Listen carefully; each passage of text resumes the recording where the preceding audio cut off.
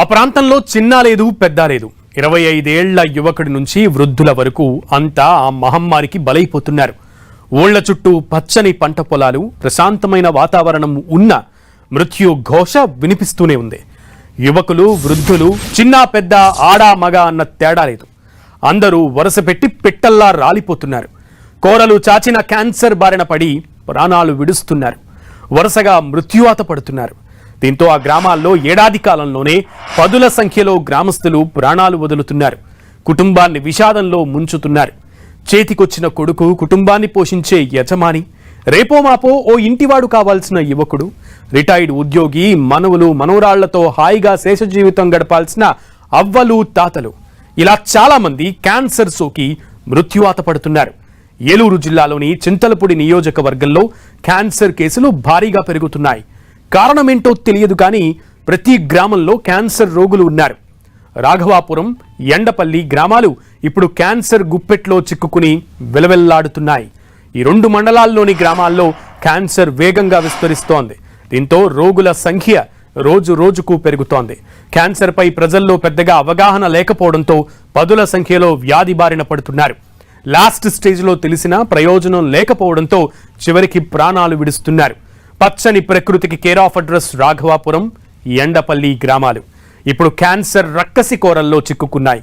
గత కొద్ది కాలంగా ఇక్కడ నమోదవుతున్న క్యాన్సర్ కేసులు, జరుగుతున్న మరణాలు స్థానికులను తీవ్ర భయాందోళనలకు గురిచేస్తున్నాయి. వయసుతో నిమిత్తం లేకుండా, ముసలి, ముతక, యవ్వనం అనే తేడా లేకుండా క్యాన్సర్ మహమ్మారి ఇక్కడి ప్రజలను కబళిస్తోంది. ఇళ్లల్లో దీపాలు ఆరిపోతుంటే, కుటుంబాలు రోడ్డున పడుతుంటే ఊరంతా ఒకటే గుబులు. రేపు ఎవరి వంతు వస్తుందోనన్న భయం రాఘవాపురంలో నెలకొంది. ఒకే వీధిలో 4-5 క్యాన్సర్ బాధితులు కనిపిస్తున్నారంటే ఇక్కడి పరిస్థితి ఎంత తీవ్రంగా ఉందో అర్థం చేసుకోవచ్చు. స్థానిక ప్రజలు తమ ఆవేదనను ఎవరికి చెప్పుకోవాలో తెలియక తల్లడిల్లిపోతున్నారు.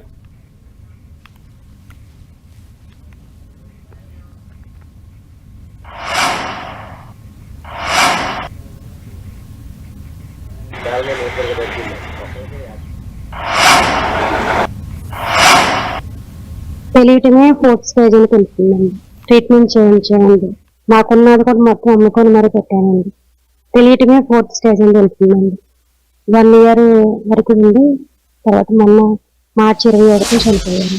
నాకు తెలిసి ఒక 15 మంది దాకా ఉన్నట్లని అనిపించిందండి. మరి సర్వే రిపోర్ట్ అయితే నాకు తెలియదు.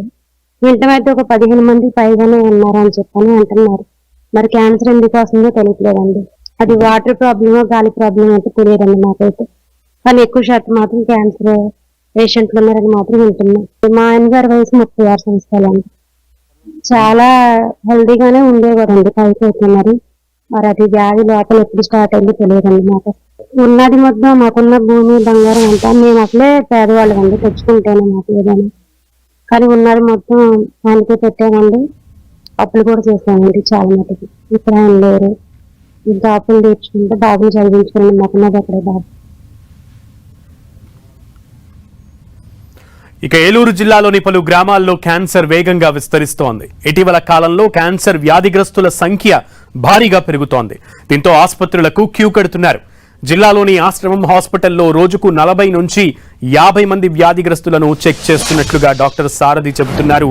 మారుతున్న ఆహారపు అలవాట్లు, వంశపారంపర్యంగా వస్తున్న కారణాలతోనే క్యాన్సర్ వ్యాధి బారిన పడుతున్నారని అంటున్న డాక్టర్ సారథితో మా ప్రతినిధి శ్రీనివాస్ ఫేస్ టు ఫేస్.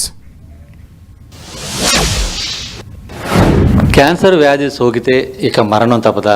అసలు క్యాన్సర్ వ్యాధి వస్తే ఎటువంటి ట్రీట్మెంట్ తీసుకోవాలి? క్యాన్సర్ వ్యాధి రాకుండా ఎటువంటి చర్యలు తీసుకోవాలి? క్యాన్సర్ వ్యాధి సిమ్టమ్స్ ఏ విధంగా గుర్తించాలి? మనతో ఆ ప్రముఖ అంకాలజిస్ట్ డాక్టర్ సారథి ఉన్నారు. ఒకసారి ఆయనతో మాట్లాడదాం. సార్, ముఖ్యంగా ఈ క్యాన్సర్ వ్యాధి ఇటీవల సంబంధించి ఏలూరు జిల్లా ఈ పరిసర ప్రాంతాల్లో ఎక్కువగా ఉన్నట్లు తెలుస్తుంది. మీ దగ్గరికి పేషెంట్స్ ఏ రకంగా వస్తున్నారు? ఏ ప్రాంతాల నుంచి ఎక్కువగా వస్తున్నారు? మా దగ్గర మేము ఎక్కువగా రెగ్యులర్గా చూసే cancers breast cancer and cervix cancer, తర్వాత మెడ, గొంతు, నాలిక, చిగురు, దవడ వీటికి సంబంధించిన క్యాన్సర్ మేము కామన్గా చూస్తామండి. మేము ఎక్కువ అబ్జర్వ్ చేసింది ఏంటి అంటే హ్యాబిట్స్ వల్ల, మెయిన్గా గుట్కా, పాన్ పరాగ్, తర్వాత స్మోకింగ్, ఆల్కహాల్ కన్జంప్షన్, వీటి వల్ల కొంచెం కామన్గా హెడ్ అండ్ నెక్ క్యాన్సర్స్ కామన్గా చూస్తాము. బ్రెస్ట్ క్యాన్సర్స్ అయితే కొంచెం ఒక 10-15% వరకు మనము ఫెమిలియల్గా అంటే వంశపారపర్యంగా సంక్రమించడం, అంటే తల్లికి లేకపోతే అత్తకి లేకపోతే గ్రాండ్ పేరెంట్స్లో ఉండడం, అలాంటి వాళ్ళకి సోకినట్టుగా మనం కొంచెం ఎక్కువగా గమనిస్తూ ఉంటాం డైలీ రొటీన్ ప్రాక్టీస్లో. ముఖ్యంగా అంటే చింతలపూడి ఏరియాలో ఏ అలవాట్లు లేని అంటే యువత కూడా మొత్తం క్యాన్సర్ బారిన పడటం, వాళ్ళు సరిగ్గా గుర్తించలేకపోవటం, అది క్యాన్సర్ సోకిందని గుర్తించలేని పరిస్థితులు ఉన్నాయి. చాలామంది మృత్యువాత కూడా పడిన పరిస్థితులు. వాళ్ళు అసలు ఎటువంటి అంటే క్యాన్సర్ మనకి శరీరంలో ప్రవేశించని ఏ విధంగా తెలుసుకోవాలి, ఎటువంటి టెస్టులు చేయించుకోవాలి? సో మనకి జనరల్గా మెయిన్గా ఏంటి అంటే అండి లైఫ్ స్టైల్ హ్యాబిట్స్ అండి. ఇది వరకు కంటే కూడా మనం ఎక్కువగా కొంచెం ప్లాస్టిక్ వాడకం అనేది పెరిగింది. తర్వాత మనం అన్ని వేడి చేసిన ప్లాస్టిక్ వాటిల్లో వేసుకుని కన్జ్యూమ్ చేయడం వల్ల ఒకటి, హ్యాబిట్స్ అవన్నీ లేకపోయినా కూడా కొంచెం జెనెటిక్ ఫ్యాక్టర్స్ కూడా బాగా ఎక్కువ ఉంటున్నాయండి.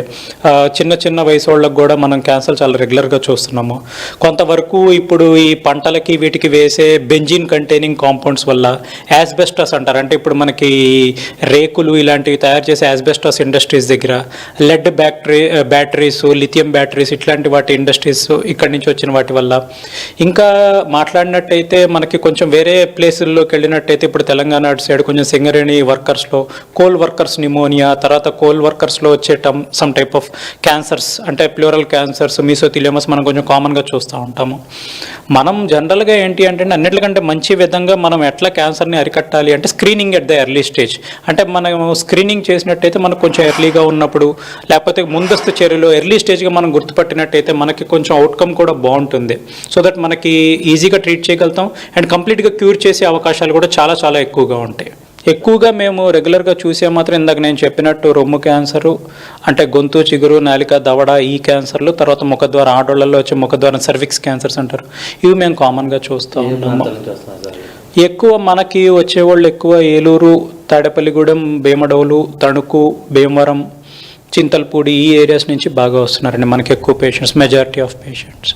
క్యాన్సర్ వ్యాధి సోకే వారికి సంబంధించి కూడా వైద్యులైతే కూడా కొన్ని సూచనలు కూడా చెప్తున్న పరిస్థితి ఉంది. ముఖ్యంగా వంశపారంపర్యంగా వచ్చేటువంటి వ్యాధికి సంబంధించి కూడా వారికి వ్యాధి ఉన్నా లేకపోయినా 40 సంవత్సరాలు వచ్చిన తర్వాత తప్పనిసరిగా స్క్రీనింగ్ టెస్టులు చేయించుకోవాలి. అలాగే ఇతర దురలవాట్లు ఉన్న వాళ్ళు కూడా నిత్యం స్క్రీనింగ్ టెస్టులు చేయించుకుంటే ఈ వ్యాధి బారిన పడకుండా ఉండవచ్చని చూస్తున్నారు. మరోవైపు మారుతున్న ఆహారపు అలవాట్లు కానీ లేదంటే ప్లాస్టిక్ ఇతర పరికరాలు యూజ్ చేస్తున్న నేపథ్యంలో ఈ వ్యాధి బారిన పడే అవకాశం ఉందని చెప్పి కూడా వైద్యులు సూచిస్తున్నారు. ఇది మొత్తానికి క్యాన్సర్ వ్యాధి ఏ విధంగా నిర్ధారణ చేసుకోవచ్చు, దానికి సంబంధించి ఎటువంటి జాగ్రత్తలు తీసుకోవాలి, ఎటువంటి వారు టెస్టులు చేయించుకునేది కూడా వైద్యులు చూస్తున్న పరిస్థితి. క్యాన్సర్ భూతాన్ని తరిమేందుకు స్వచ్ఛంద సంస్థలతో కలిసి అనేక కార్యక్రమాలు చేపడుతున్నామంటున్నారు చింతలపూడి ఎమ్మెల్యే సోంగా రోషన్ కుమార్. ప్రభుత్వం దృష్టికి కూడా ఈ విషయాన్ని తీసుకెళ్లామంటున్నారు.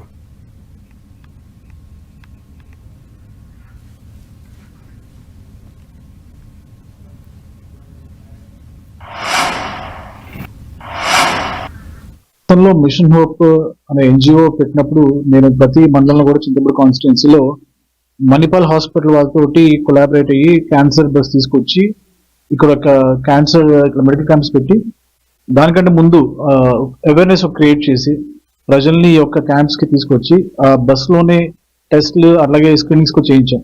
సో మన ఇండియాలో ఏంటంటే ట్రీట్మెంట్ కంటే ఈ యొక్క టెస్ట్లకి ఎక్కువ కాస్ట్ ఉంటుంది, ఎక్స్పెన్స్ ఉంటుంది, కాబట్టి అవి ఫ్రీ ఆఫ్ చార్జ్ ఇచ్చే విధంగా మేము చేసాం. ఇప్పుడు ఒక గ్లోబల్ ఆర్గనైజేషన్ గ్రేస్ ఫౌండేషన్ తోటి నేను పార్ట్నర్ అయ్యి వాళ్ళతోటి మన కాన్స్టిట్యున్సీ లో టైమ్లీ క్యాన్సర్ అవేర్నెస్ క్యాంప్స్ పెట్టాలని చెప్పి డిసైడ్ అయ్యి రేపు జంగారెడ్డిగూడెంలో ఒక గ్రేస్ ఫౌండేషన్ అట్లా మిషన్ కొలాబరేషన్ తోటి అక్కడ పెడుతున్నాం.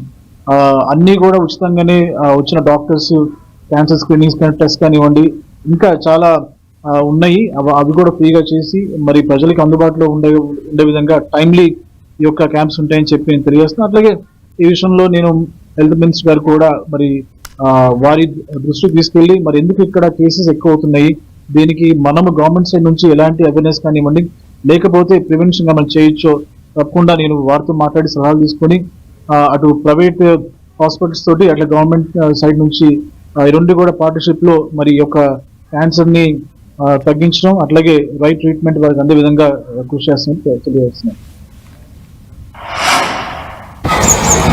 క్యాన్సర్ పంజాతో చిక్కుకుని విలవిలలాడుతున్న చింతలపూడిపై 10 టీవీ ఎక్స్క్లూజివ్ రిపోర్ట్ చేస్తోంది. ఎప్పటికప్పుడు అప్డేట్స్ అందిస్తోంది.